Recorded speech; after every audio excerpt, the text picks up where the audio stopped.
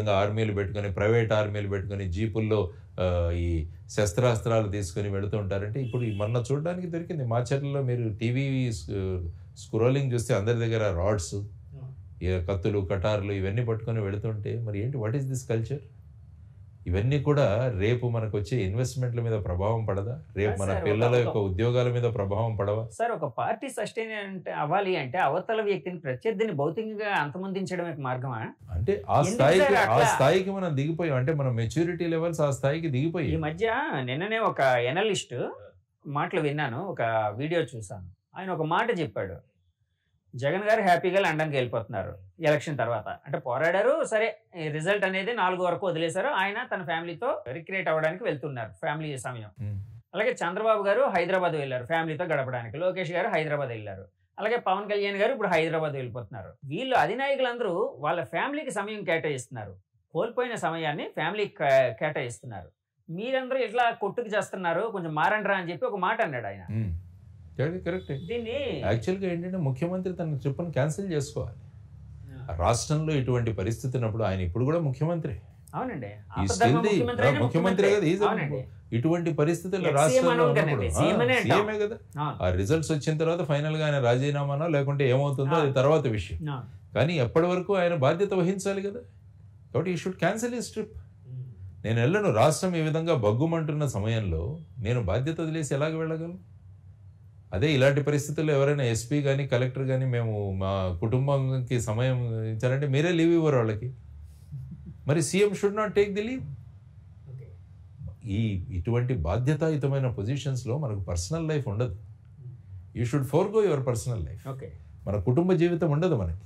అది ప్రజల కోసం మనం దాన్ని త్యాగం చేయాలి. అదే సెట్టింగ్ ఏ రోల్ మోడల్ అంటే. రోల్ మోడల్ అంటే ఏంటి ఉంటుందంటే మనకు ప్రయారిటీ ఏంటి. సో ఆ విధంగా చేసుకోవాలంటే నేను I always recommend CM should cancel his trip now. వెళ్ళేసి రాష్ట్రం ఈ విధమైన పరిస్థితుల్లో ఉన్నప్పుడు వదిలివేస్తే ఎలాగుంటుంది? అదే ఆలోచించుకోగలగాలి కదా. అదే బాధ్యతాయుతంగా మనం ప్రవర్తించడం అన్నది. సార్ జగన్మోహన్ రెడ్డి గారు 157 అంటున్నారు, పక్కాగా వస్తాయి అంటున్నారు.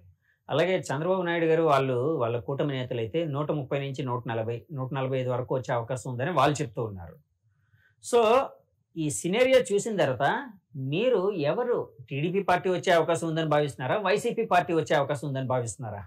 ఇదంతా ఏంటంటే మనకు ఈ 2026వ సంవత్సరంలో ఈ డీనోటిఫికేషన్ అయ్యి మళ్ళీ అన్ని అసెంబ్లీలు ఇవన్నీ పెరగబోతున్నాయి. ఐ థింక్ వీళ్ళిద్దరు ఆ సంఖ్య గురించి మాట్లాడుతున్నారు అనుకుంటా. 2026 వచ్చే పరిస్థితిని వీళ్ళు ఇప్పుడే అజ్యూమ్ చేసుకుంటారు. మాకు 170, వీళ్ళకి 133 ఎంతో కలిపి ఆ విధంగా అనుకుంటున్నారు అనుకుంటా. ఉన్నవి మనం 175.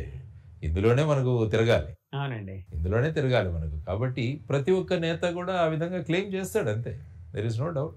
ఎందుకంటే మా పార్టీ గెలుస్తుందని అంటాం, వాళ్ళ పార్టీ వాళ్ళు గెలుస్తుంది అంటాం, వాళ్ళ పార్టీ. ఎందుకంటే క్యాడర్ యొక్క ఉత్సాహాన్ని ఆత్మస్థైర్యాన్ని కోల్పోకుండా దాన్ని పెట్టాల్సిన లీడర్ భూమిక. సో ఆ విధంగా చేసుకుంటూ పోతుంటే సో వాళ్ళ ఎనీవే 4th తెలిసిపోతుంది. అంటే మీరు ఏది ఇప్పుడు ఏంటంటే ఒక 2 నుంచి 2.5% ఓటింగ్ పెరిగింది. టీడీపీ వాళ్ళు ఏమంటున్నారు, ఈ పెరిగిన ఓటు మాదే అంటున్నారు. వీళ్ళు ఏమంటున్నారు, ఈ పెరిగిన ఓటు మా ఈ సంక్షేమ పథకాలు తీసుకునే వాళ్ళు పెద్ద సంఖ్యలో వచ్చి వేశారని వీళ్ళు అంటున్నారు. అంటే అల్టిమేట్గా ఈ సీక్రెసీ ఆఫ్ ఓటింగ్ వల్ల దాన్ని అష్యూమ్ చేసుకోండి. కాబట్టి June 1న వెస్ట్ బెంగాల్లో ఎలక్షన్స్ అయిన తర్వాత మొదలవుతాయి. 1 తర్వాత ఇంకా ఎగ్జిట్ పోల్స్ మొదలవుతాయి. ఆల్రెడీ సోషల్ మీడియాలో నడుస్తూనే ఉన్నాయి. 2 రకాలుగా వస్తున్నాయి. ఒకటి వీళ్ళకి ఎంత వస్తుందని, వీళ్ళకి ఎంత వస్తుందని ఈ విధంగా అనుకుంటూనే వెళుతున్నారు. ఎగ్జిట్ పోల్స్ కూడా శాంటిటీ లేదు కదండి. శాంటిటీ లేదు. కూడా వెంటనే చెప్పేయచ్చు ఎగ్జిట్ పోల్స్. ఎందుకంటే ఎగ్జిట్ పోల్స్ చేసేవాళ్ళు నేను ఎప్పుడు ఏమంటుంటానంటే మీరు ఎంత శాంపుల్ ని తీసుకున్నారని చెప్పాలి. మీరు 10 మందిని అడిగారా, 2 లక్షల మందిని అడిగారా? ఎప్పుడైతే శాంపుల్ సైజ్ పెరుగుతుందో తర్వాత ఏంటంటే ప్రతి వ్యక్తి కూడా ఆ విధంగా వ్యక్తీకరించాడన్నది కూడా లేవు. చాలా ఎగ్జిట్ పోల్స్ ఫెయిల్ అయ్యాయి. మీరు చూసుకుంటే చాలా ఎగ్జిట్ పోల్స్ ఫెయిల్ అయ్యాయి మనకి.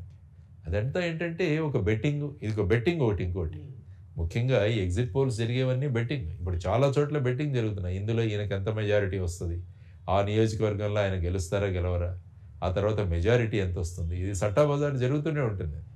సో ఈ ఎగ్జిట్ పోల్స్ ఇవన్నీ కూడా అందుకనే నేను ప్రశాంతంగా చెప్తాను, మనం 4వ తేదీ వరకు ఆగుదాం.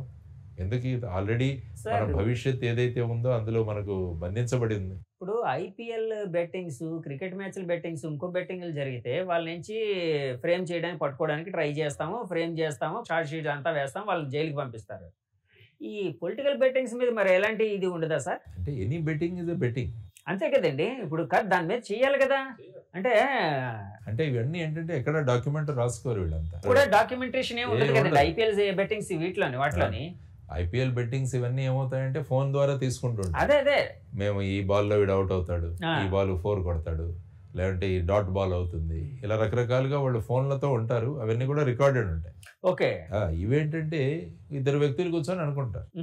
ఇదేం ఓపెన్ గా అందరూ ప్రదర్శన కాదు కదా, ఈ నియోజకవర్గం మొత్తం రాష్ట్రం తెలుస్తుంది సార్. ఇప్పుడు ఓపెన్ గా ప్రజలు మాట్లాడుకునేటట్టు ఉంటుంది. పలానా వాళ్ళు ఇద్దరు బెట్టింగ్ కాసారు, ఇక పలానా అతను ఈ పార్టీ మీద కాసాడు, పలానా అతను ఆ పార్టీ మీద కాసాడు. అంటే దాని డాక్యుమెంటేషన్ ఎక్కడ, దాని రికార్డ్ ఎక్కడ ఉండాలి కదా. రికార్డ్ ఉంటే ప్రతి betting is illegal. Any betting is illegal. Cricket betting కావచ్చు. ఇది కొంతమంది వర్షం ఇక్కడి వరకు పడుతుందా అక్కడి వరకు పడుతుందని కూడా బెట్టు కాసేవాళ్ళు. అంటే బెట్టింగ్ కు ఏది కూడా అనర్హం కాదు, దేని మీదైనా బెట్టింగ్ కావచ్చు అన్నది మనం అంతా చూసినాం. శ్రీ గారు చెప్పినట్టు కుక్క పిల్ల సబ్బు పిల్ల కాదేది కాబట్టి బెట్టింగ్ కాదేది అనర్హం అని మనం చెప్పుకోవచ్చు. ఎనీథింగ్ యూ కెన్ బెట్, ఆ విధంగా ఉంటుంది. కానీ ఏంటంటే ఈ విధమైన పరిస్థితులలో భవిష్యత్తు రాష్ట్రం గురించి ఆలోచించాలి మనం అందరం కూడా. రాష్ట్రం భవిష్యత్తు ఏంటి? ఆల్రెడీ 10 సంవత్సరాలు మనం పోగొట్టుకున్నాం. విభజన జరిగిన తర్వాత రాష్ట్రం చాలా లాస్లో ఉంది మన రాష్ట్రం. ఎందుకంటే మన రాష్ట్రాన్ని చూసుకుంటే రావాల్సినవి ఏవీ రాలేదు. ఈ రాష్ట్రాన్ని గురించి మేము పట్టించుకున్నామన్న వాళ్ళు కూడా లేదు. ఎప్పుడు చూసినా పొలిటికింగ్, ఇందులో ఎప్పుడు చూసినా రాజకీయమే ప్రతి దాంట్లో కూడా.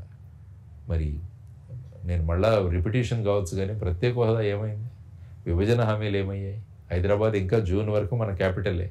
మరి దాని గురించి ఏం చేస్తున్నాం సార్? ఇప్పుడు ఫర్ ఎగ్జాంపుల్ ఏదో ఒక పార్టీ వచ్చింది అనుకోండి, వాళ్ళు ప్రత్యేక హోదా మీద ఫోకస్ చేసే అవకాశం ఉందని మీరు భావిస్తున్నారా? ఫోకస్ మేము చేయించబడతాం కాదు, మీరు వాళ్ళు చేసే అవకాశం ఉందని మీరు భావిస్తున్నారా? చేయరు. ఎందుకంటే పైన సెంట్రల్ గవర్నమెంట్ ఫర్ ఎగ్జాంపుల్ వాళ్ళు ఏమంటే వీళ్ళు జీ హుజూర్ అంటారు కదా.